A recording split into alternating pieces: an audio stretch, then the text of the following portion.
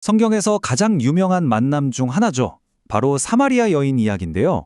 이 평범해 보이는 대화가 사실은 당시 사회의 모든 규칙을 깨부수는 정말 혁명적인 사건이었다는 사실 알고 계셨나요? 오늘 그 이야기를 한번 깊이 들여다보겠습니다. 단순히 물 좀 주세요 하는 이 요청, 이게 왜 그렇게 위험했을까요? 겉보기엔 정말 아무것도 아닌 것 같잖아요.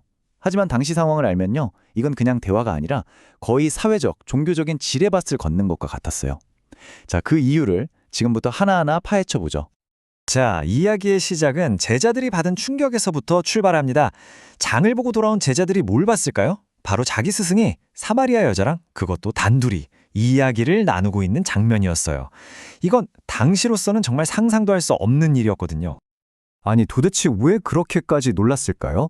이걸 이해하려면 당시 사람들 사이에 존재했던 보이지 않는 벽, 그러니까 불문율을 알아야 해요. 첫째, 유대인 랍비는요, 공공장소에서 여자랑 단둘이 말을 섞지 않아요. 절대요. 둘째, 그냥 유대인도 아니고 경건한 유대인이 사마리아 사람하고 상종을 한다? 이건 더더욱 안 될 말이죠. 그리고 마지막으로 사마리아 여자가 쓴 그릇을 같이 쓴다? 이건 뭐 말 다 했죠. 그런데 지금 예수님은 이 세 가지 금기를 그것도 한꺼번에 그냥 정면으로 깨고 계셨던 거예요. 자, 그럼 이제 좀 더 크게 그림을 한번 볼까요? 이 둘 사이의 역사적인 배경을 알아야 이 대화가 왜 그냥 좀 이상한 수준이 아니라 완전히 혁명적인 행동이었는지를 제대로 이해할 수 있습니다. 이게 그냥 좀 사이가 안 좋은 정도가 아니었어요. 수백 년 동안 쌓이고 쌓인 아주 깊은 증오였거든요. 기원전 722년에 아시리아가 북이스라엘을 정복하면서 인구가 섞여버렸는데 유대인들 눈에는 이게 인종적으로나 종교적으로나 불순하다고 보였던 거죠. 그러다 기원전 128년에는 유대 지도자가 사마리아인들의 성전을 아예 파괴해버립니다. 이러면서 둘 사이는 완전히 돌이킬 수 없게 된 거예요. 어느 정도였냐면 1세기 유대인들은 사마리아 땅을 밟는 것조차 더럽다고 생각해서 일부러 먼 길을 돌아갈 정도였습니다. 그리고 이런 적대감은 그냥 감정적인 걸 넘어서 아예 율법으로 못 박아놨어요. 유대교 율법서인 미슈나를 보면 이런 구절이 있어요. 사마리아 여자는 태어날 때부터 부정하다. 정말 무서운 말이죠. 그러니까 사마리아 사람하고 접촉하는 건 그냥 기분 나쁜 일이 아니라 율법을 어기는 심각한 범죄였던 겁니다. 자, 다시 우물가 장면으로 돌아와 볼까요? 여기서 아주 흥미로운 대조가 나타나는데요.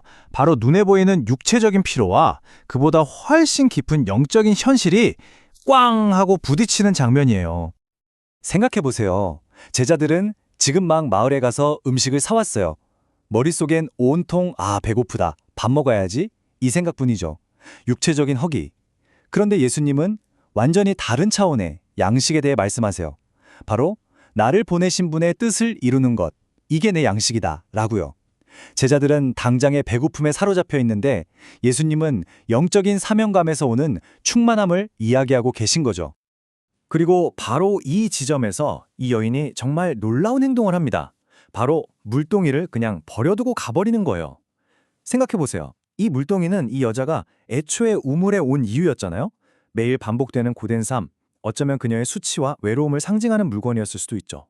그런데 그걸 그냥 내팽개치고 마을로 달려갑니다. 이건 뭘 의미할까요? 이제 그녀의 삶의 목적이 물이라는 생존에서 메시지라는 사명으로 완전히 바뀌었다는 거 보여주는 정말 강력한 장면이죠. 자, 이제 이 이야기 전체를 관통하는 마지막 핵심 교훈을 살펴볼 시간입니다. 예수님이 이 모든 상황을 통해 혼란스러워하는 제자들에게 정말로 가르치고 싶으셨던 게 뭘까요? 제자들의 생각은 어땠을까요? 그들은 아마 속으로 이랬을 거예요. 아직 추수하려면 넉 달이나 남았는데 아주 상식적이고 현실적인 생각이죠. 지금 당장 할 일은 아니라고 나중 일이라고 생각했던 겁니다. 하지만 예수님은 그들의 관점을 완전히 뒤집어 버리시죠. 아니야, 눈을 들어 밭을 봐. 벌써 하얗게 익어서 추수할 때가 됐어 라고 말씀하세요. 이건 뭐냐면 너희들 눈앞에 바로 지금 엄청난 영적 추수의 기회가 펼쳐져 있다는 걸 보라는 강력한 촉구였어요. 여기서 쓰인 휘어졌다는 그리스어 단어가 또 아주 기가 막힙니다. 류카이라는 단어인데요. 이게 그냥 노랗게 익었다 정도가 아니에요. 곡식이 너무너무 익어서 거의 하얗게 타들어갈 지경이라는 뜻입니다. 그러니까 지금 당장 이 순간에 거두지 않으면 다 썩어서 없어져 버릴지도 모르는 그런 극도의 긴급한 상태를 말하는 거죠. 나중에 아니라 바로 지금이라는 거예요. 그리고 이 이야기의 클라이맥스는 정말 감동적입니다. 한 사람, 그것도 모두가 무시하고 손가락질하던 한 여인의 증언이 어떻게 마을 전체를 뒤흔드는 거대한 변화를 만들어내는지를 보여주거든요. 이 믿음이 퍼져나가는 과정을 보세요. 정말 교과서 같죠? 첫째, 여인이 예수님을 개인적으로 만납니다. 그리고 둘째, 용기를 내서 마을로 달려가 외치죠. 내가 메시아를 만난 것 같아. 와서 봐. 그러자 셋째, 마을 사람들이 그 말을 듣고 직접 확인하러 나와요. 그리고 마지막으로 그들 모두가 함께 고백하죠. 이분이야말로 세상의 구원자라고요.